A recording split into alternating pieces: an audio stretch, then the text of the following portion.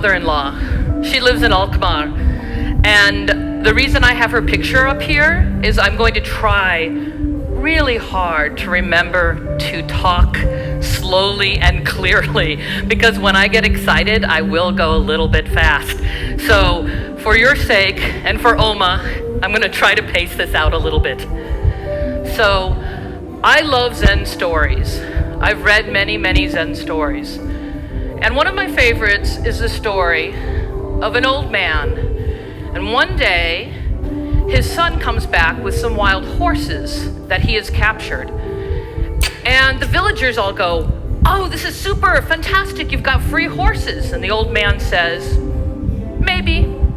The next day, the son is trying to break the horses. And he falls off, and instead of breaking the horses, he breaks an arm and a hip and a rib. And the villagers say, "Oh, you were so unlucky. Those horses, they should have never come." And the old man says, "Maybe." So the next day, the army comes, and they take all the eligible young men off to go to war.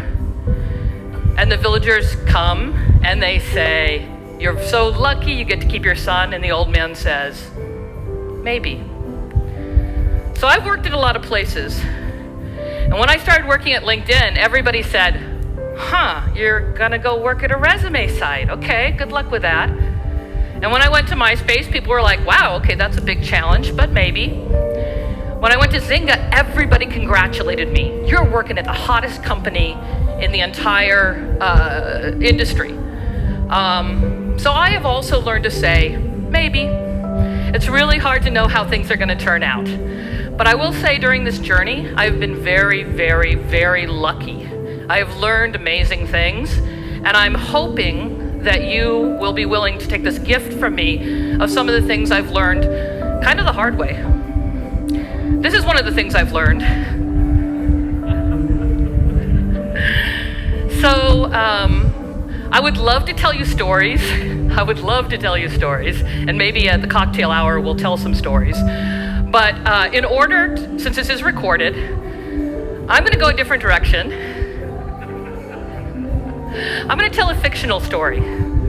Okay, so once upon a time, there was a little startup, and they had a dream. They thought, what if we brought really good tea to fine restaurants? Why are fine restaurants serving silly little tea bags, when there's really good tea? They care about espresso and they don't care about tea.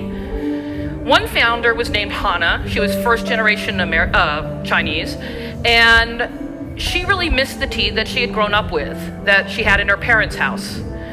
The other founder was Jack. He was British, so you can imagine what he thought of the tea he was getting in America. And they met at Stanford, where they were both students. Jack was an HCI design student, and Hannah was an MBA, and they started talking about tea and how lousy it was, and they started their startup, and because they went to Stanford and could do math, they got funded. And they got enough money to try to do something. I'm just saying, speaking of hard lessons. So they had a wonderful time in those first 6 months. They got their office and they got to decorate it. They hired some engineers. They built a website that would put together restaurants and small tea producers, and they were having a great time. But after a while, they started to notice something. All the tea producers, the people who actually make it, were happy to sign up on the site. I mean, they were looking to sell some tea, right? But not that many restaurants were signing up to use the website. And then one day, Hannah went out and she sold the tea to a distributor. Now, distributors are those guys who drive up in the big trucks, and they unload at the restaurant, and they have the Starbucks coffee and the big slabs of meat and the canned tomatoes and everything. And to be honest, they were sort of everything that Jack despised. However, Hannah had made quite a bit of money on this, and so he had to kind of live with this. And then she went out and did it again. And darn that crazy girl, she went out and made them more money. And so she had to have a little conversation with Jack. What if our customers aren't restaurants? What if our customers are actually these distributors. And they had a big argument about it, and they decided, hey, let's go see our angel investor. He's wise, he invested in Google, he invested in Facebook, he's been around the block. And so they went to talk to Jim Frost. So Jim said, hey, you know, guys, I hear what you're saying, this is a hard decision. So what I like to do when I'm deciding is I like to play let's pretend. So let's pretend you did go ahead and do this deal with distributors. What would it look like? How would things change? What's that world? Instead of we have to pick, we have to decide. Let's just act as if. And he told this story from Intel. And I wrote it out because I wanted to get it just right. So Andy Grove says, so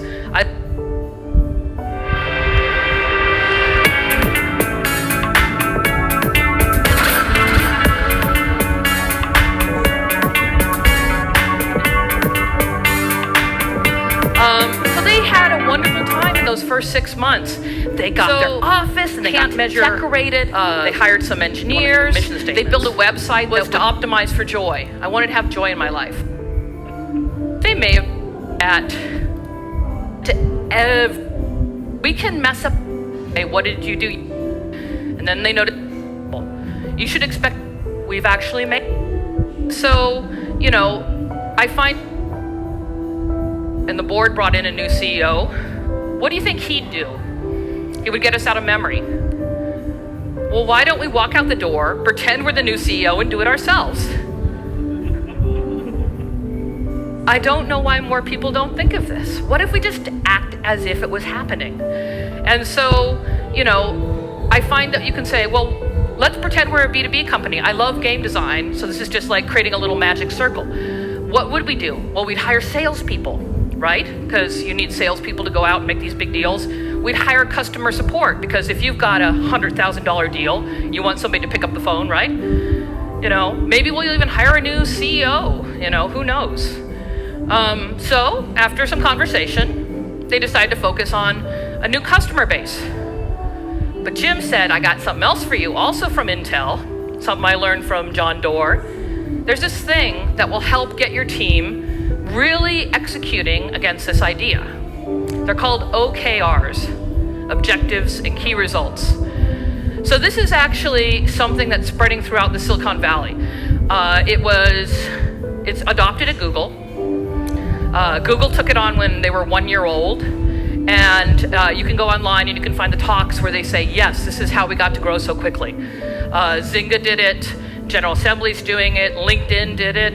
OKRs are really powerful. So you say, what is this buzzword that you are giving me? Well, they're objectives and key results. The objective is the dream. The KR is the success criteria. How do we know we've actually made this dream? OKRs are qualitative, objectives are qualitative, KRs are quantitative. So an example might be, I have this objective, successfully launch a blogging platform. Well, what does successful mean? I mean, if you're a designer, maybe successful means it's beautiful and it looks better than Blogger. Maybe if you're an engineer, it means 98% uptime. You have to define the words with real numbers. 10 influencers signed up. That's a good thing to do in a quarter. 1,500 organic signups in 1 week. That means the word of mouth is good. 99% uptime. Those are 3 pretty good KRs. OKRs are time bound, they're cascading, and they're hard, but not impossible. You should expect to get 2 out of 3. At Google, they say OKRs remind us to always be shooting for the moon. So if the company said, these are our OKRs, engineering might say, we're going to need 2 back-end hires, and we need load speed to be under 2 seconds. While design might say, we want fewer than 5 minor errors, an NPS of 60, an executive sign-off by 10.5. They're measurable, they're real, they're actually numbers. You can't just say it's good. You have to say how good, and you have to say how you know how good it is. So some time passes, they take the OKRs back, and guess what? A quarter later, the team has not actually hit any of their OKRs. You know, it's okay to hit 2 out of 3, but none? What happened? And by the way, for you Europeans, there's a fine word called whiffed, which is when you try to hit a ball and go right past it. This team is whiffed, and they do not look happy about it. So they go to Jim Frost, and he says, hey, you know what? I want you to meet somebody. I'm going to introduce you to your next CTO. And they see Raphael. And at first they're like, ooh, dude, he looks kind of mean and tough. And then they notice his t-shirt. Okay, nerds like us, we're okay now, we're safe. But he says, you're doing it wrong. You're doing it wrong. Well, OKRs are pretty simple. You got an objective, you got key results. What could you be doing wrong? You have to have a cadence. And by that I mean, you have to have regular check-ins. You can't just wish and then show up and hope Santa Claus came by.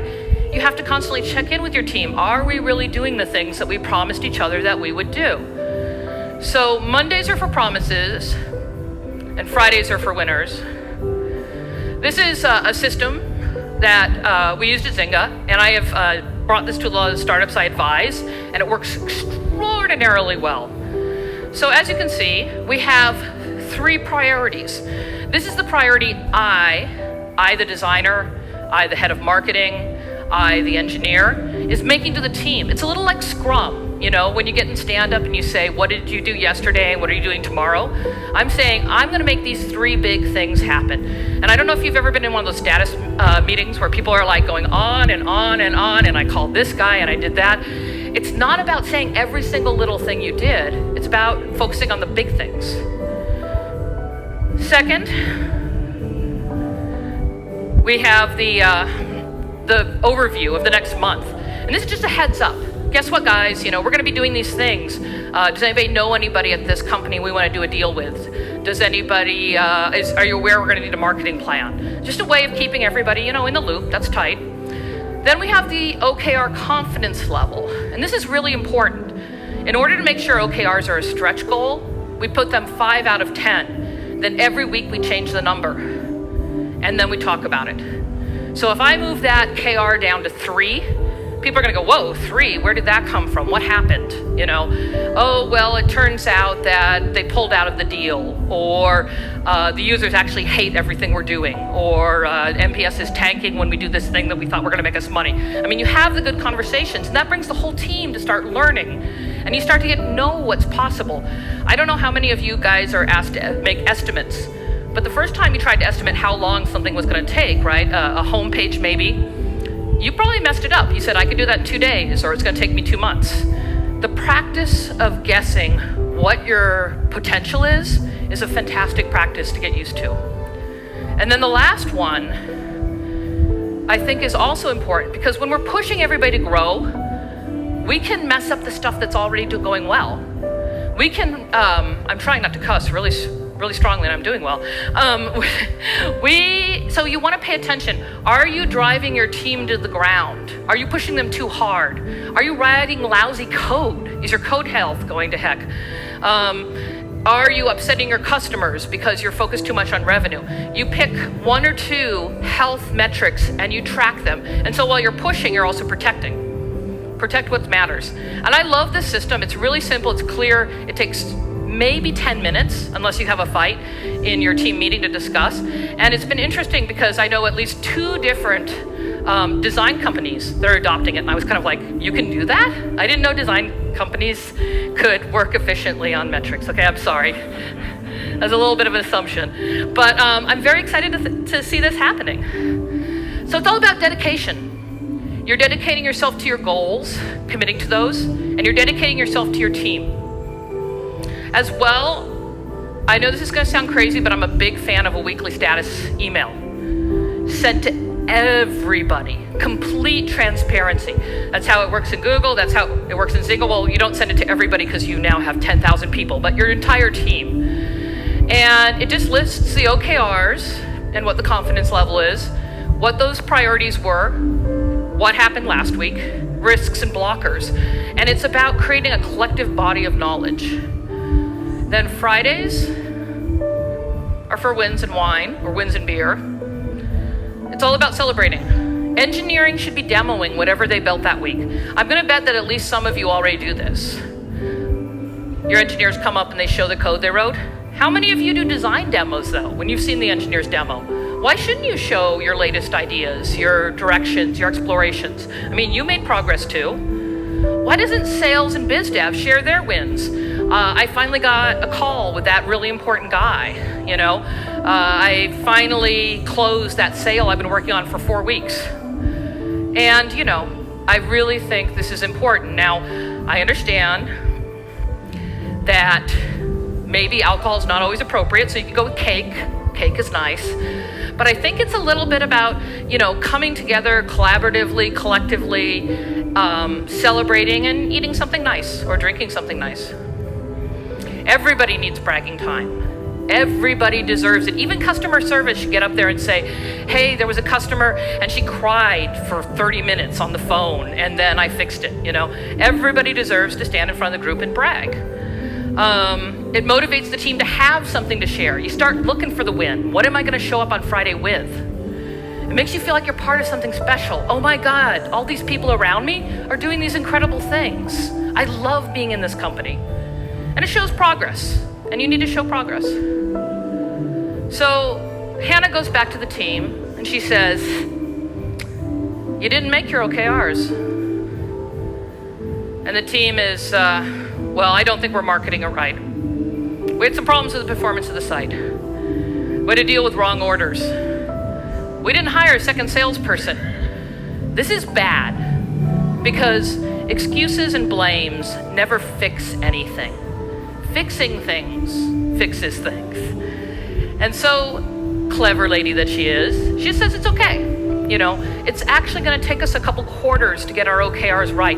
Every group I've ever worked with either slam dunks their OKRs and didn't push themselves far enough or blows it completely because they're crazy dreamers. What's important is that you learn and you try again and you start to find out how awesome you and your team can actually be. So a little more time passes. They've set up new OKRs. They've set up their everything. They may have made 1 or 2 OKRs. They may have made a little bit of money. They might have gotten to the next level. They may have leveled up. They were able to execute. They were able to execute together, and they were able to have an epic win. I love OKRs because they put together my favorite 2 things. They put together real analytics and metrics, but also the thing that gets us out of bed in the morning. Inspiration, dreams, trying harder, reaching farther. I love them so much. You might ask yourself, okay, we saw it with a startup. We hear it works with the big companies, but what else can you do with it? This is what I did with it. I decided to change my life with OKRs. I set myself an objective. I decided after Zynga, I was tired. I was close to having an ulcer. I was not seeing my daughter grow up. I feel Irene there. And I thought, I gotta change something. So I set myself an objective. I said, you know, my big objective, my mission statement, if you want to think of mission statements, was to optimize for joy. I wanted to have joy in my life. So how is it going to change? Well, for 1 quarter, all I did was focus on being financially stable because I didn't want to be full of joy and very broke. That's short-term joy. I want long-term joy. While preserving my health and doing work I like to do. It's pretty groovy, right? But you know, it's only hippie talk until you get some metrics behind it. Just saying. So I'm not going to say how much I need to make every month because then you'll try to rent my house out from under me from my landlord. But I had a certain goal of how much I wanted to make over the next 3 months, the quarter, while doing work that I would do for free. That was really important to me. I wanted to do things I would do for giggles. I set another KR, have a manageable budget to predict expenses. I was raised by hippies. Doing a budget seemed sort of unnatural and strange, but it seemed like a good part of the plan. And this was the big one. When I was at Zynga, I was taking Prilosec every day and waking up every 2 hours during the night to take Tums. Some days I could barely get out of bed because my back hurt so much. I've had back surgery when I was at LinkedIn. You know, it's not about Zynga or LinkedIn, it's just this tech life takes a pound of flesh out of us if we let it. So I said to myself, this is the KR I really want to hit. I don't want to have acid reflux anymore. I don't want to have back pain anymore. I'm going to commit to that metric. And I needed my weekly check-in, so I found someone I could send this to. And I would say, you know, here's my OKRs, here's my confidence level, I'm adjusting it. Did I do the things I said I would do last week? Here's what I plan to do next week. And I started noticing all the little things that held me back. And at the end of the year, I've been doing this for a full year, I sat down with my coach and we were actually able to discover all my bad habits, all the things I accidentally did that were getting in the way of me becoming as joyful as I wish to be. And it was an invaluable amount of learning. And I think sometimes we say you can't measure good design or we can't measure beauty. I would like you to question that, because if I can measure my joy, you might be able to find a number that helps you track when you're being awesome and when you're missing out on your potential. So we all have dreams. We all have things we want to do. Some of us want to be a pirate. I'll back that. But it doesn't happen without a plan. It doesn't happen without learning. And I hope that you, like me, will find that OKRs can help you meet both your company's dreams and your own. So thanks, Jake and Lizu, for being Jack and Hannah. Thank you guys so much. And thank you. And we have plenty of time for comment questions.